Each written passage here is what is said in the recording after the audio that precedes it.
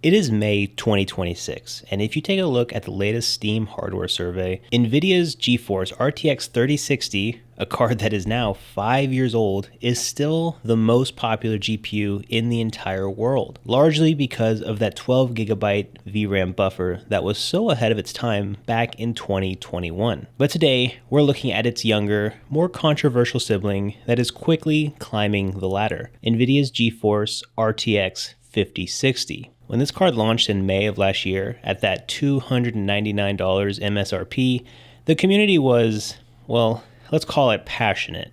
They stuck with 8GB of video memory. Reviewers called it efficient and said it runs cool, but the initial reaction was dominated by one simple question. Why would I buy an 8GB card in 2025? Well, it's been 12 months since then, and the 5060 hasn't quite toppled the 3060 from its throne yet, but it is climbing the charts, currently sitting in the top 10 after only a year. The RTX 5060 was designed to be the ultimate 1080p card, but the hardware actually tells a more optimistic story.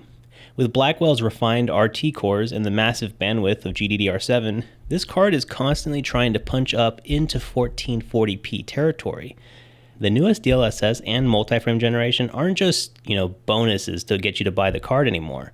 They're kind of the survival kit for mid-range gaming at higher resolutions. It's easy to say that the 5060's competitors can push out more frames in pure rasterization.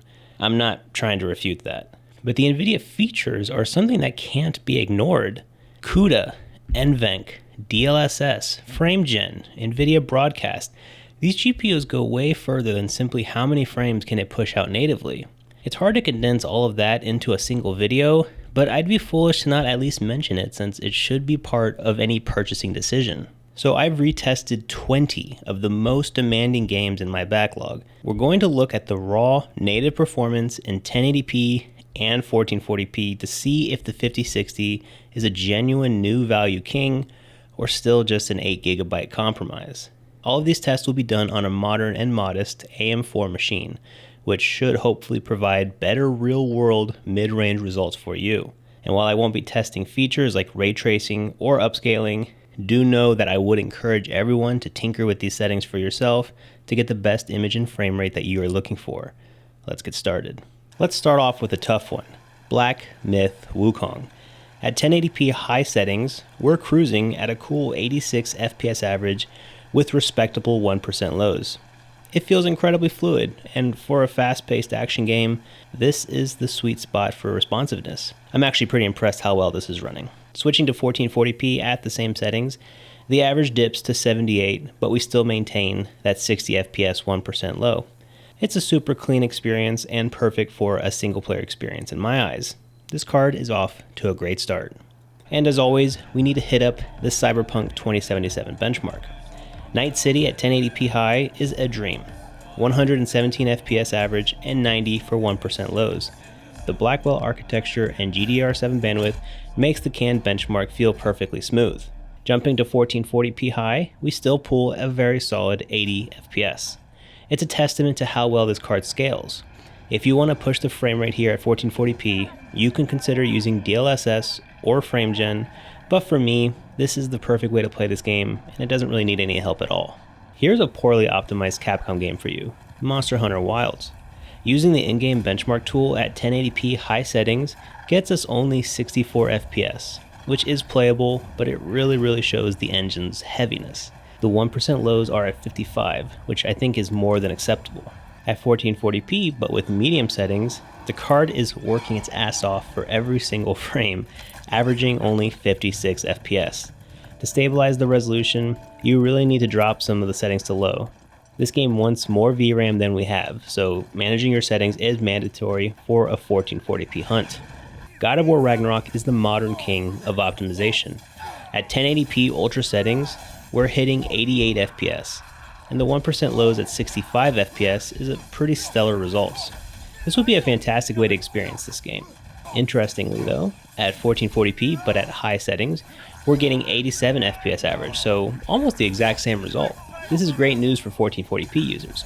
It means you can jump to the high resolution with zero performance penalty and you aren't missing much. If you love a super high frame rate though, you'll be better off dropping the settings to high on 1080p. But this is a walking simulator, man. Play it on 1440p if you can, but that's just my opinion. Expedition 33 is a modern masterpiece of a game, and its graphics are absolutely no joke and can be very difficult to run natively. 1080p medium settings pulls a 63 FPS average, but the 38 FPS lows reveal the struggle of Unreal Engine 5. It's playable, but it isn't as smooth as I'd personally like. Moving to 1440p low, the average drops to 54 and the lows tank to 32. This is really the card's breaking point.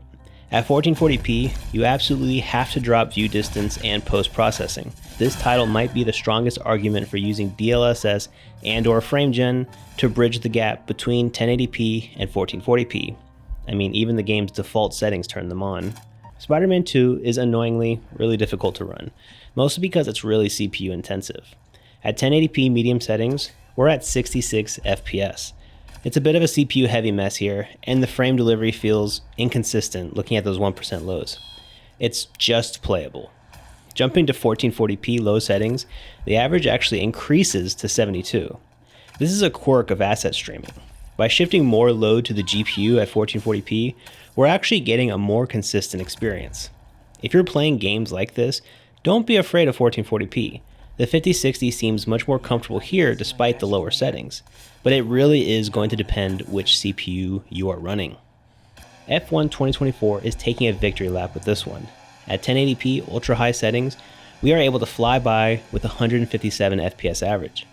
The 1% lows are at 111, making it perfect for high refresh rate competitive racing. Switching to a higher resolution at the same settings, we still maintain a massive 120 FPS. This is where the 5060 really shines. High speed optimization. You don't need to tweak a single thing here. The card dominates at both resolutions, making it the perfect companion for a 1440p racing sim rig. Hell, I bet you could get away with 4K on this one. This might be the last time I use this game on my benchmarks though, as it's going to get replaced by Forza Horizon 6 soon. So long, F1. STALKER 2 is a really heavy game, and can be very hard to run on any hardware. At 1080p high settings, it gives us 62 FPS with 40 FPS lows. It's atmospheric, it's beautiful, but it chugs a bit when too much is on the screen. Dropping to low settings but increasing the resolution to 1440p, we're sitting right on that 60 FPS line. Both resolutions suffer from the same 1% low issues, showing that the 8GB buffer is being hammered. To help the 56 at either resolution, lowering object detail is the best way to mitigate those frame time skips, or as always, you can lean on some upscaling to get you over a certain FPS hump.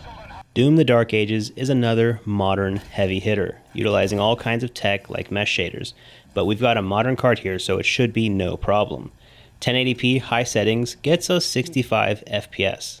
It's rock solid, but arguably slower than what we'd expect at this resolution. Switching over to 1440p low settings, it's a similar story at around 62 FPS average. To get that classic fast Doom feeling at this resolution, you'll want to drop your textures to medium. It frees up the memory bus and it helps the card feel much more responsive during fast-paced combat. This is the type of single-player game that I think having a higher refresh rate actually kind of makes it more fun, but maybe that's just me. Let's get to the whip-cracking action of Indiana Jones and the Great Circle. At 1080p high settings, we're seeing a very comfortable 93 FPS with 1% lows at 70. This game is visually dense, and Blackwell's refined RT cores are doing a lot of work here. It's smooth, responsive, and frankly, it looks incredible at 1080p. Moving up to 1440p medium settings, we're still sitting pretty at 75 FPS average and 52 for the lows. This title is a bit of a VRAM hog, but we're still able to get some good numbers no matter the resolution. Okay, we need to test out some esports games for the competitive homies out there. On Fortnite at 1080p with all the settings maxed out to epic, we're at 150 FPS, though we are heavily CPU bound here. The 1% lows at 85 mean your build battles will stay fluid, which is great. If you want a more crisp image, you can swap to 1440p at the same settings, and the FPS actually jumps to 165 FPS. Again, we're seeing the card perform better when the GPU is pushed harder. For a competitive title, the 5060 is absolute overkill at both resolutions, giving you plenty of headroom for high refresh gaming. If you want to go even higher than this, you'll have to get a better CPU. Arc Raiders is another CPU bound game, but it still taxes your GPU pretty well. 1080p high settings hits an easy 95 FPS average. It's a very safe, consistent experience with 60 FPS lows, and is more than enough for a competitive experience. The scaling to 1440p at the same settings is very linear, bringing us down to only 88 FPS. The game does look way better this way, and honestly, I'm willing to lose a few FPS if it means I get to max out my monitor's resolution. The Finals is a great example of a game that might be CPU bound, but still benefits greatly from the GPU, especially when you increase the lighting effects. At 1080p high settings, we're at a great 103 FPS average. The massive destruction is the real test, and we still managed to keep the 1% lows in the 60s. Jumping to 1440p high settings, we averaged 95 FPS, but the lows dipped to 52. When the physics engine goes into overdrive, the higher resolution struggles a bit. I'd recommend a mix of high and medium if you want to play at 1440p to keep those physics heavy movements from hitching. Either way, the game really does look and play fantastically. Resident Evil 4 Remake is a super well optimized game from Capcom, and we got some great results personally. At 1080p high settings, we get a massive 150 FPS, and that 135 FPS floor is incredible. Moving to 1440p high, we still get a rock solid 100 FPS average. I did have to limit the textures to 3 gigs, which is still considered high in the settings, and it still looks fantastic. I can imagine you'll get similar results on newer RE Engine titles like Resident Evil Requiem. Stellar Blade is a gorgeous game that I just can't stop looking at. 1080p high settings is buttery smooth at 120 FPS. The combat is incredibly responsive, and the 1% lows at 80 keep it feeling premium. At 1440p high settings, it's still great at 93 FPS with 72 FPS lows. You don't need to touch a single setting here. The 5060 handles the game perfectly at both resolutions. It's a fantastic showcase for what Blackwell can do when an engine is well tailored for the hardware. Battlefield 6 is a great modern shooter with lots of destruction. 1080p high setting gives us 75 FPS average. We are clearly hitting a CPU wall here as the card isn't being fully utilized. Surprisingly, moving to 1440p medium actually increases our performance to 85 FPS. By shifting the workload, the system feels much more balanced. If you're a Battlefield player on an older platform, 1440p is actually the performance resolution for this card, which is kind of a wild result. If the only games you play are esports titles like this, you might be better off getting a better CPU before getting a new graphics card. Final Fantasy VII Rebirth is a really beautiful game, but it is kind of a wonky port from Square Enix.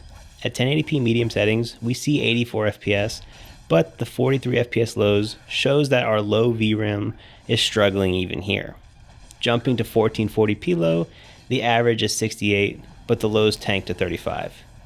This game is constantly swapping assets, and it hurts. If you want a better experience on a game like this, you'll have to utilize DLSS and play with the settings a bit.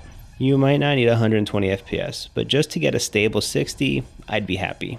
Let's try out the canned benchmark on Assassin's Creed Shadows. 1080p high settings gives us a steady 65 FPS. It's a pretty consistent console-like experience with 49 FPS lows. Moving to 1440p low, we see almost identical performance at 64 FPS. To get a better experience, I'd actually recommend a mix of settings combined with DLSS quality. This is one of those modern games where they didn't bother optimizing it and just expect people to use upscaling, so just go ahead and do that. Space Marine 2 is a great looking game that can be pretty demanding, even on modern hardware. The Tyranid Swarm scene at 1080p high settings brings us to 58 FPS. Regardless of the resolution, the card is at its limit during combat. At 1440p medium settings, we pull 59 FPS. It's a total wash between the two.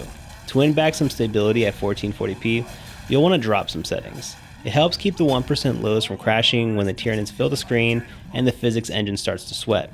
But of course, feel free to use DLSS for a single button fix. As always, I like to end any of my benchmarks on an easy to run friend slop game like Peak.